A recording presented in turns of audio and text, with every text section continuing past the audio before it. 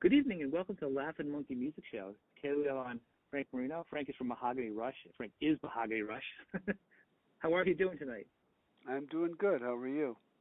Good. I'm glad we could talk. I've been a big fan of you, your playing, your guitar tone, your skills for many years. So this is exciting to get to talk to you. People aren't aware, Frank, you've been playing since the way early 70s when your first album came out. Yeah, actually started in 69, 68, 69. Wow. So, yeah. That is unbelievable. Now you started playing at like 14 and 16. Did you ever take any lessons, or are they all intuitive? No, nothing. I never even practiced. I just played. You know, like that was practice for me was playing with people. But yeah. I never really understood how one was supposed to practice. Like, I don't know, go into your room and learn a scale or something and do that. Right. So I just never did that. I just played with people and tried to keep up. You know, when you play with people and they do things, you try to sort of keep up with them and imitate them and, you know, do what they do, and that's how I practiced. It was just by playing. Well, it was what makes me say that is because like there's a lot of guitar players that can't read music and didn't have formal training, and those are usually the best guitar players out there. But that doesn't surprise me. But what's amazing is you have the cover songs you do and you've done are like so close and so good that it's amazing that you weren't taught anything, that you figured everything out yourself. Well, I'm a big proponent of that. Like, I know that today a lot of young kids use tab and tablature and written music and stuff like that. And some people have asked me over the years, hey, you know, have you got a tab for this or a tab for that? And I always tell them the same thing. Just use your ears. Like, that's a way better way of learning something, because it's almost like you have when you have something in your memory, like really well ensconced in your memory. If I want to learn something, for instance, if I go to your band and you've got a song that I've got to learn, rather than me be told here's how the song goes and there's 4 bars of this and 6 bars of that, rather I just say, just play the song to me a lot of times so that it sticks in my head, like it becomes like my own song. You know, when you think right. of a song by a band that you like I don't know, in my case was the Beatles, you know, you can just sort of sing the whole song in your head. And that's like having, if you have to go back while you're translating it to your instrument, it's like you have an instant rewind because it's in your head. You don't have to, it's not like you're dropping a needle on a record and backing it up to hear it again, right? It's like you have an instant rewind. So learning, if I have to learn anything, and I have from time to time had to learn stuff to be able to play with some other guys that I was producing or that I was playing on their records, all I ever did was say, just let me hear the song over and over again until I have it in my head, stuck in my head. And then my hand just plays it. Like, you know, it's almost like if you hear a word enough times, your mouth just can say it, just because you heard it enough times. And that's sort of how I approach guitar. That's incredible. And there's a gift you have, though, too, because I've been playing guitar for a few years, and every now and then I can pick out notes, but I could never just go cold like some guitarists can and play it.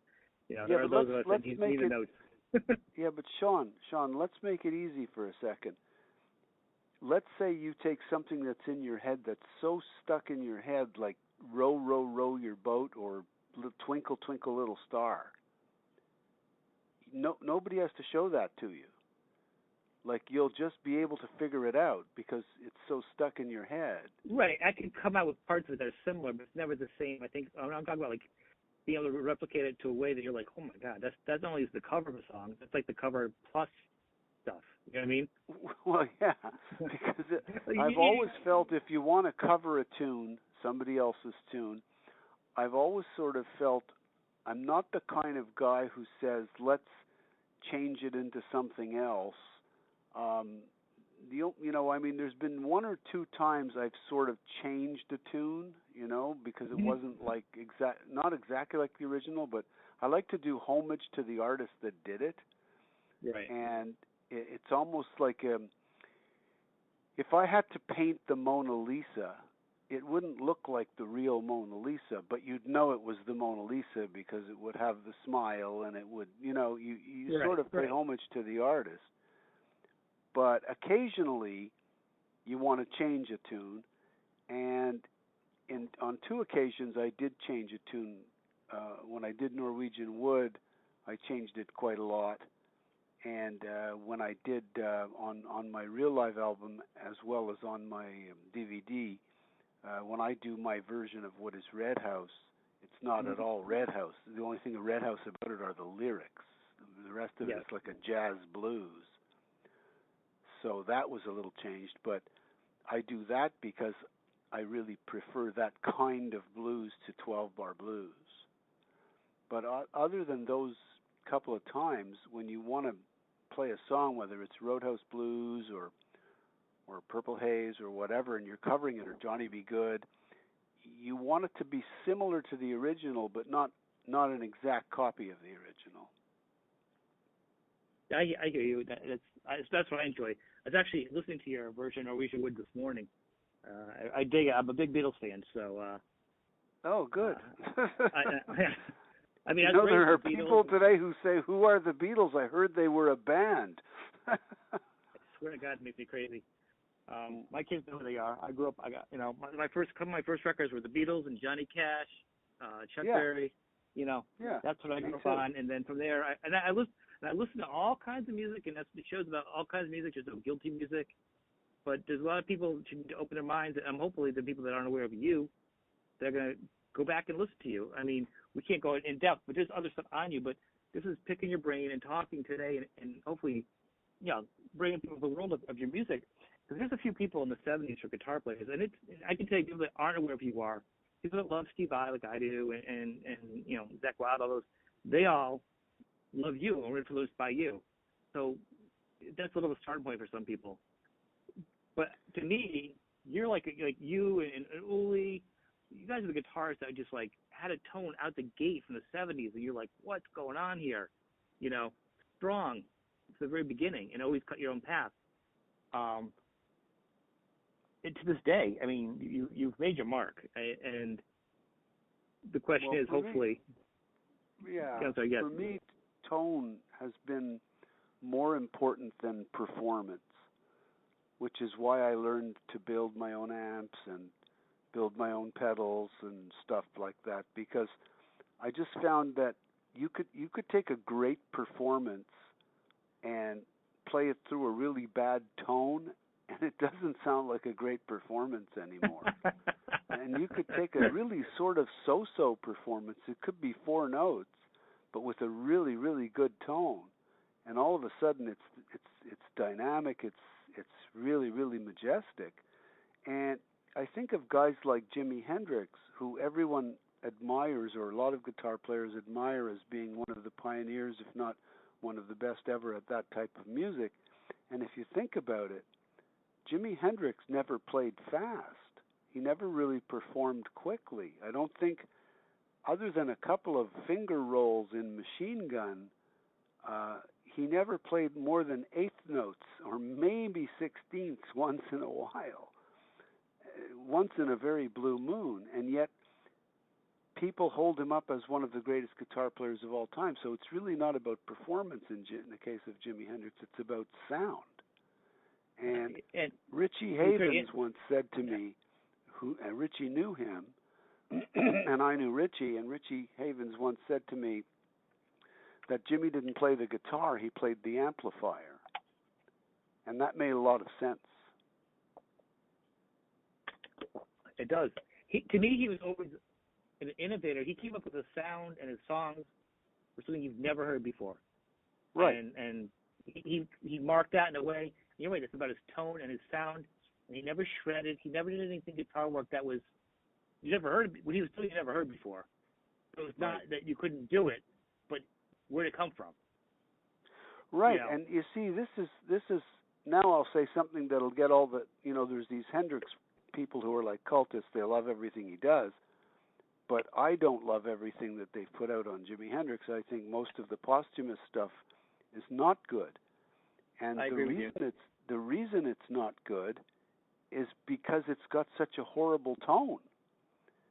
But if in the midst of all of the posthumous Jimi Hendrix releases, you've got one or two songs here and there that have amazing tone, and that would be on Hendrix in the West. There's a version of Red House that has a great tone, and a version of Little Wing that has a great tone. And even though that's among the pantheon of other songs that have the terrible tone, those seem like as great as anything Jimmy ever did when he was making records. Mm-hmm.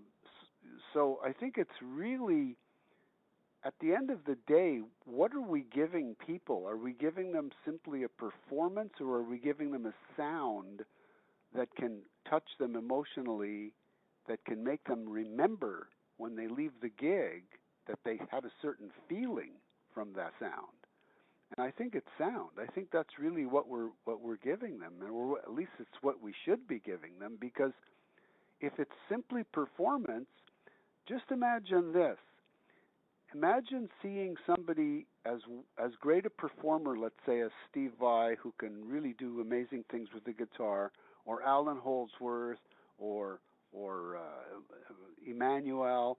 Look at those guys. Now imagine all of a sudden you had to watch them perform and their amp was off, and you were hearing just the direct sound of them playing in the room on an electric guitar, like without any kind of amplifier. The performance wouldn't seem as amazing anymore.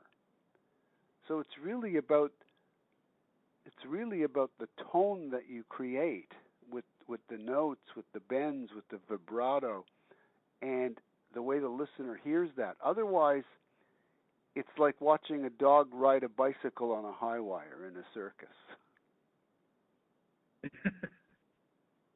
It's amazing to watch, but you don't end up leaving and remembering that. But after you go and you see something like a Jimi Hendrix or some of the great players that also use sound, when you leave, you remember. You remember the songs, you remember the sounds, you remember the way you felt. This is what I've always just tried to do, and it was hard to do with the available equipment, so I had to learn to build my own. Were you electronically skilled before? Because No. It backs up. People don't realize Frank not only is a great guitar player and a guitarist guitar player, he also builds his own equipment. He's been doing it for the 70s, building his own incredible equipment to make his own sound, which is another thing that people, I don't think a lot of people are aware of. And nowadays, Dolby does it because you can just download everything.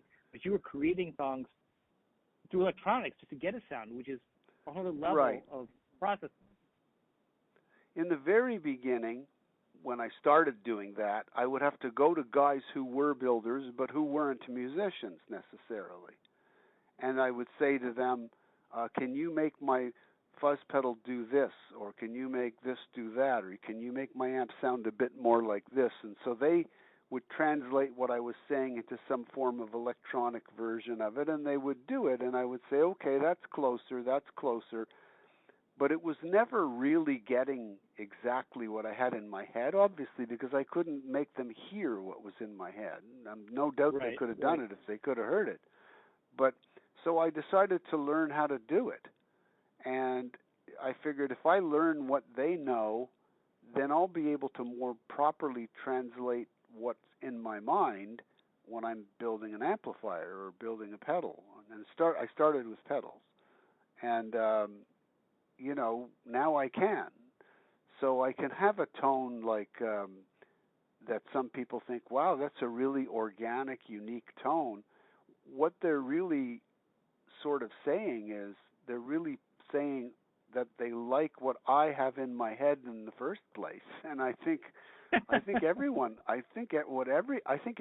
would like that tone, which is why I decided to maybe make some pedals and have some people have the ability to have those tones. And that is a scoop to the show that you're actually going to make these pedals, which is pretty awesome.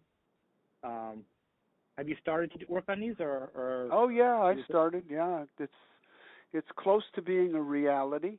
Like I wouldn't. I'm not the type of person who would halfway do something. No. So once I know that a person who takes one of these really is going to get that sound, that's when I would say, okay, this is a reality. We're really going to go ahead and do this. Because, I want to tell people, listen, do you like the sound that I have when I do Electric Reflections of War? Well, if you use this, you're going to have that sound. Nice. Well, that's the thing I think, and I was saying earlier, your tone, a lot of guitar players love is, most guitar players will spend their life trying to chase tone chasing, Right. Down the rabbit hole to find their sound. Right. In my head, I can name probably, I'm not going to name it, but like 10 people out of the gate had their own tone. And you can go to your early days, like your Chuck Berry, or to your Eddie Van Halen, to you. There's like 10 people that out of the gate, I think Willie had his own sound from the very beginning. I think there's certain people that had a tone right in the begining that guitarists look for their whole life. Yeah, and but all of those tones that we like for instance, we love Hendrix's tone, we love Ritchie Blackmore's tone, we love they're sort of staples that really define certain people, whether it's Holdsworth or and he's playing jazz, okay? So, but we still say, wow, what a sound, right? But Holdsworth is awesome. What do all these sounds have in common? That's basically the electronics man now who has to put that together. He has to find what is common about all these sounds, because they're all a little different from each other, but they have something in common. And what I call that is they have organic reality. They sound real. And yep. It's not a question of good or bad. Good or bad is subjective, and someone could say, well, what one man's good is another man's bad. But everyone will have to agree if something's real. Like if I have a voice speaking over a speaker, whether that voice sounds like the person's in the room really or not, whether it sounds electronic, that's the difference. When you're producing a record or mixing for an album, the first thing I want to get is not whether the drum sounds good or the bass sounds good or the guitar sounds good. I want to know that it sounds real. Afterwards, I can make it good or bad, but really it has to be something that everyone agrees on, and that's sort of organic reality that sounds like it doesn't sound fake. And one of the problems with the latest pieces of gear that come out, these Axe effects and these modeling amplifiers, is that they don't sound realistic.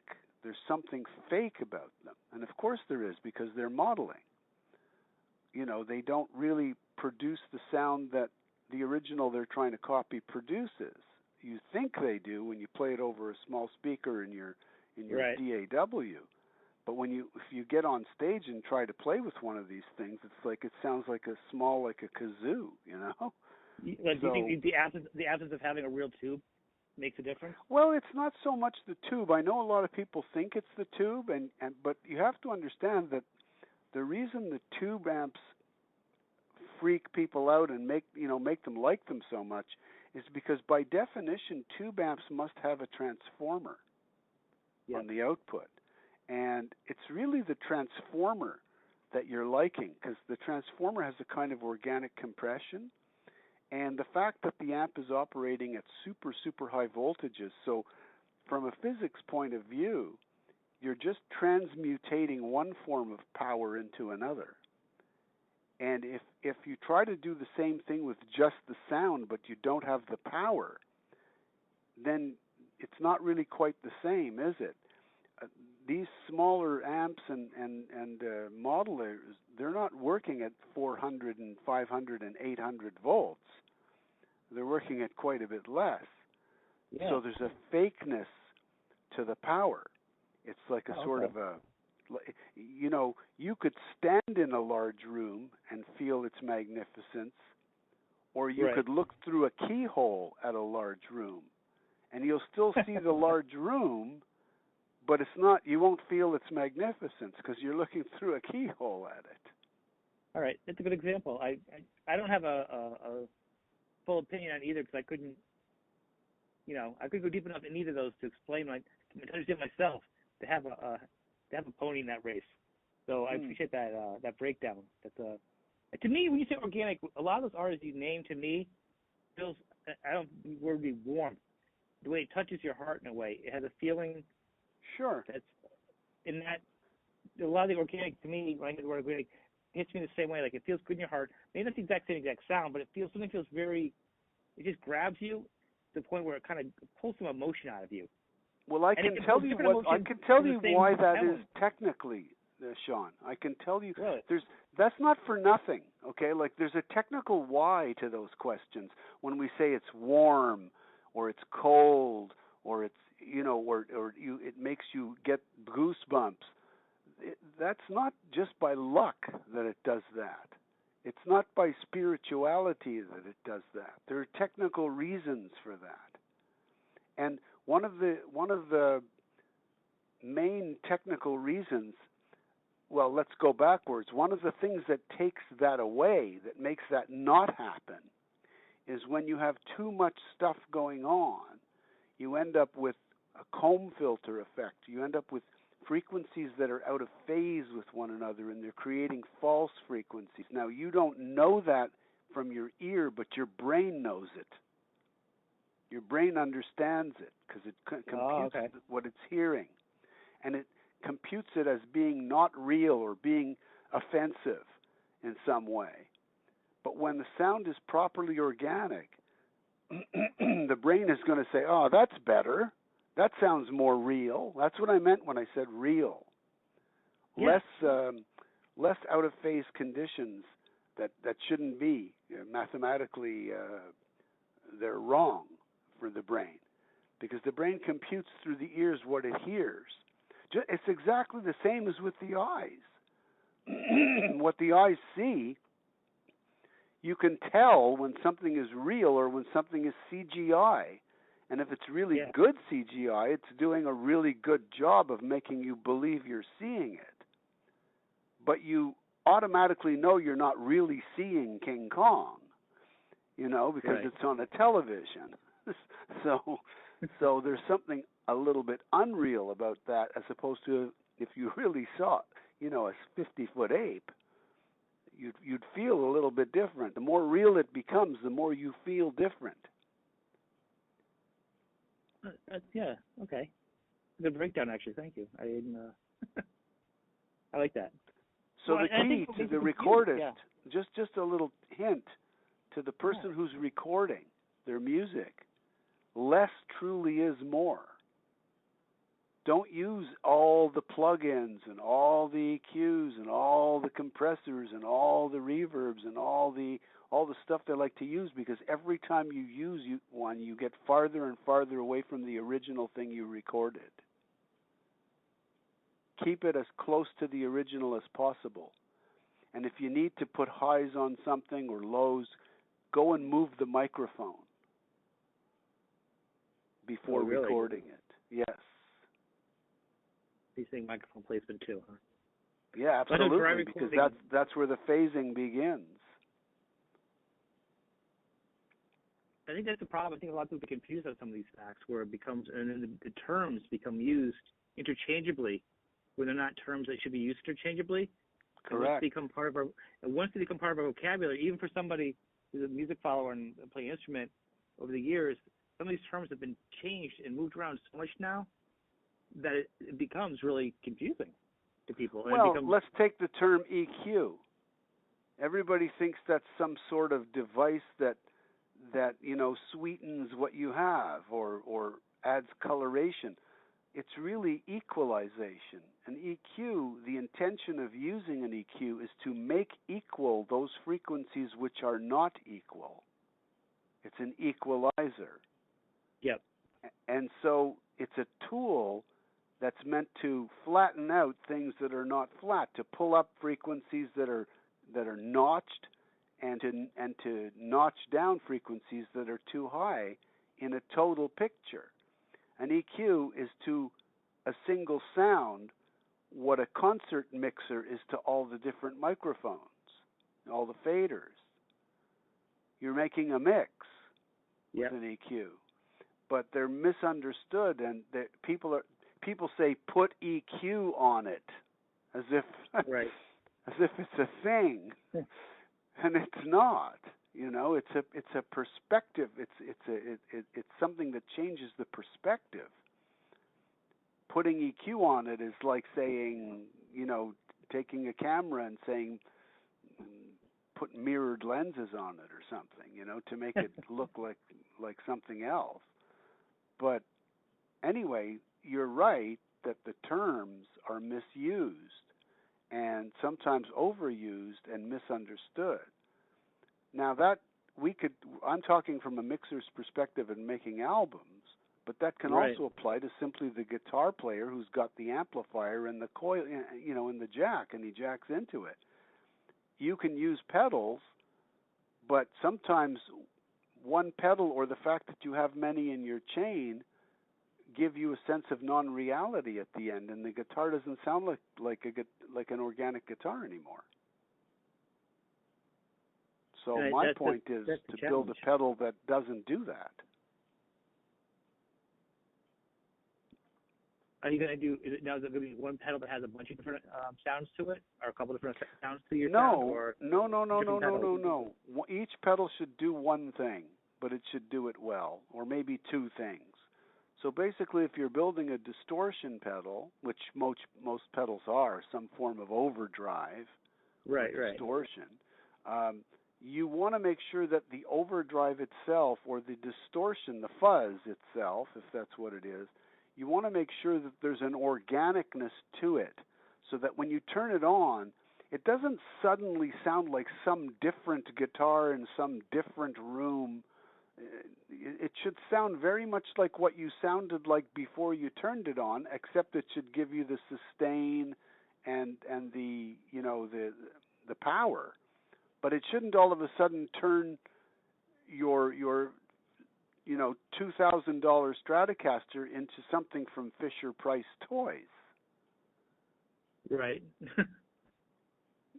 It would hurt if it made your $300 guitar sound awesome. Yeah, I mean, so many amplifiers have, you know, many amplifiers have a great clean channel, and then you go to the quote unquote distortion channel, and all of a sudden it's like a different amplifier. And that's just not how I build them. You know, like I build them so that you don't lose the sound that you had when you go to the next sound. You just have a different version of it that's bigger and fatter and, you know, has more sustain. So my pedals, the pedals I use, I decided I'm not just going to build pedals for people, you know, out just for the sake of building pedals. I'm going to actually give them copies of my pedals. Because most people keep that stuff secret. I don't do that. Well, that's awesome that you share it, because, I mean, it's a good sound and people enjoy it. So. Well, the reason I share it, or I want to share it, is because I want people to make music with it. To keep making music, because we have, today, I'm sorry to say, I don't want to sound like an old-timer saying those were the good old days, but they really were. They really were the good old days. And it's very hard to find today new young people being as interesting with their sound and with their guitars as it was in the glory days. I think after the almost probably 90s to 2000s, you know, the views of guitar playing kind of changed a little bit. Yeah, it's kind of and nowadays, I really think if you're a guitar player, you need to go back to the 60s and the 70s, and of course the Well, 80s. They are going back. You guys, you have to start back. You actually have to start back to, the very, very beginning of guitar, because those are the sounds. Those different types of sounds are where you need to start. Because if people starting now are going to their favorite bands that are bands of now, those sounds are watered down versions of copies of copies of copies. They need to go to the beginning. And, it's funny because here's what most people don't know is I actually started as a drummer as a kid. So I am a drummer. I'm still a drummer. And in the drum world, drummers who are listening to this will understand this. There was this time when all of a sudden people started experimenting with different kinds of drums, and they had drums with no bottom heads, and then they had drums that were bent like tubes, and they had drums, made out of glass, and they went through all of these different iterations, but in the end they all ended up back with standard drums. You look at them today, they said, you know what, all that stuff really, what were we thinking, Yeah. And if you look at it today, the best sounding drums are tried and true drums, double-headed drums that have all the proper sizes. They're not they're not re-engineered. There was a time when it was awful. The drums were getting worse and worse and worse, and some of them were sounding like cereal boxes. Yes. Now people have gone back to realistic drum sounds.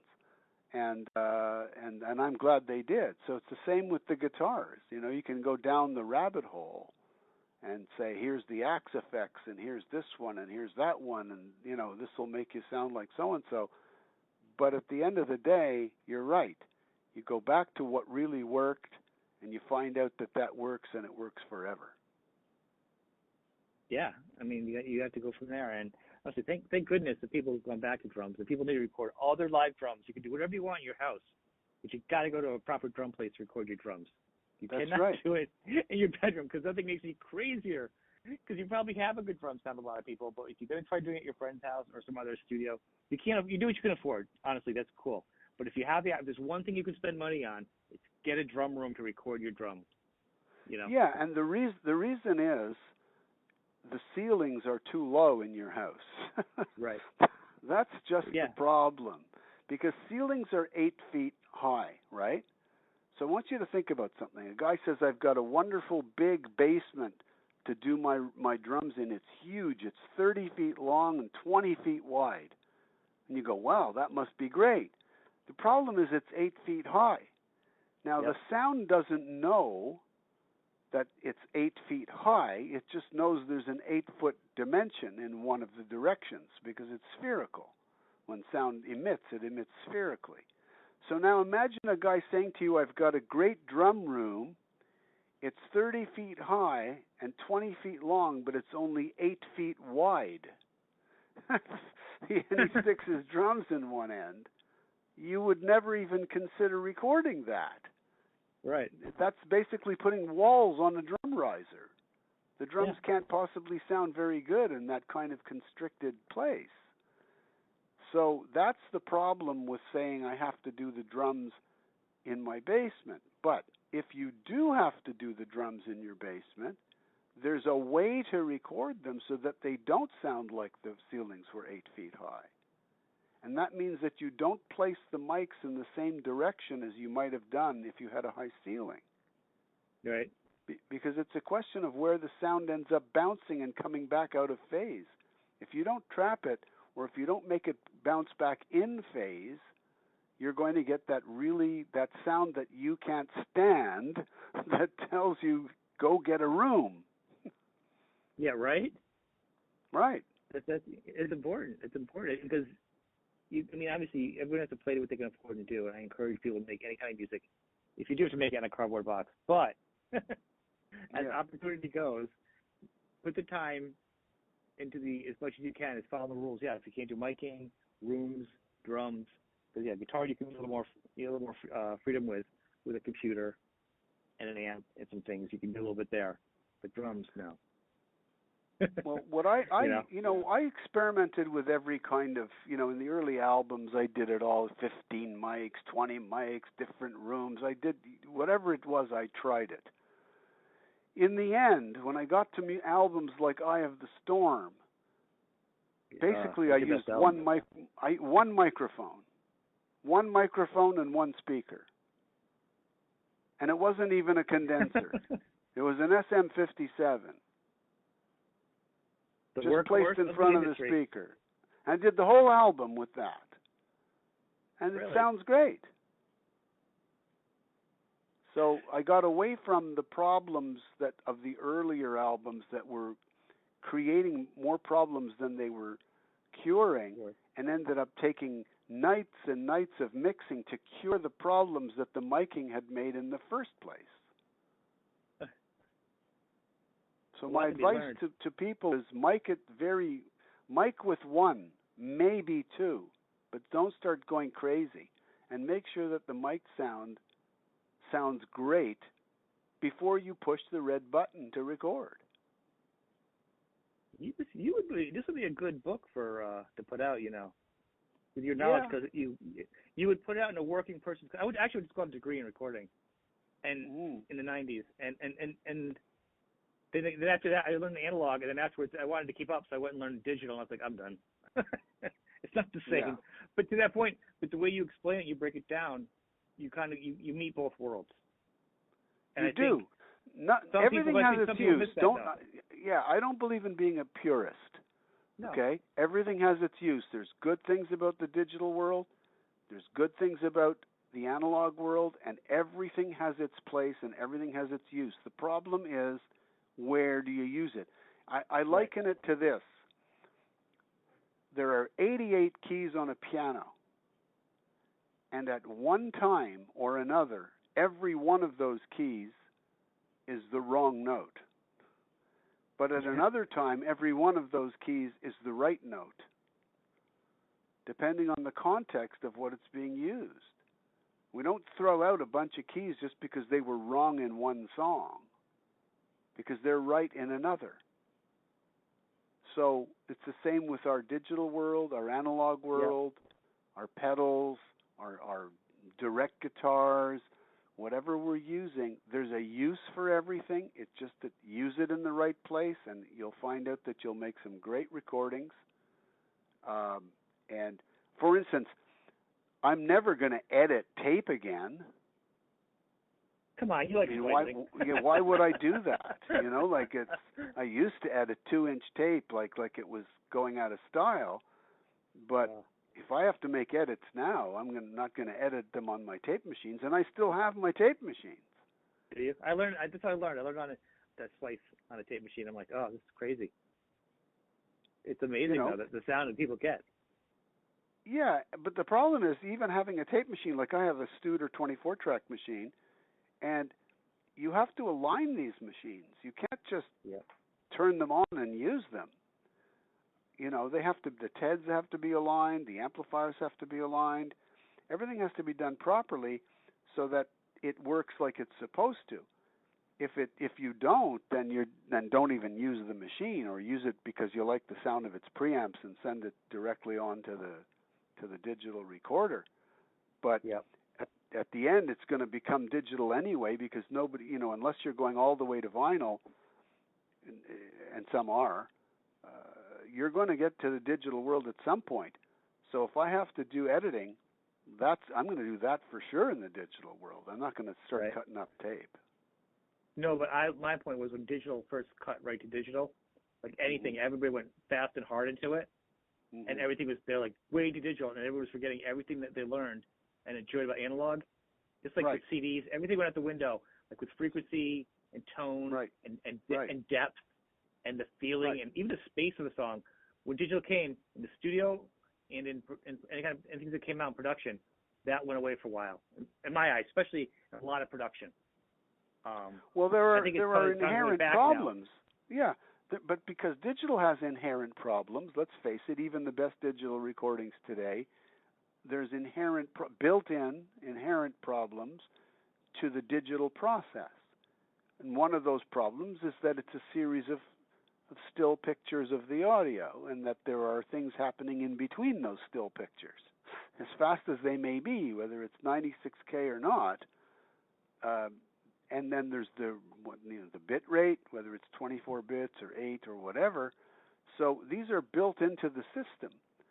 So you're going to have, as an example, if you're mixing something, let's say through your mixer, you're on DAW mixer, and it's going down to a final listen of 2 mix, what we call a 2 mix, a stereo output, right?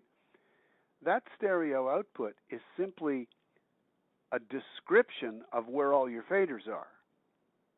And if you move one fader, now it needs a new description of the stereo output. Or you change an EQ or you add something, the final mix has to be described differently. Now think about this.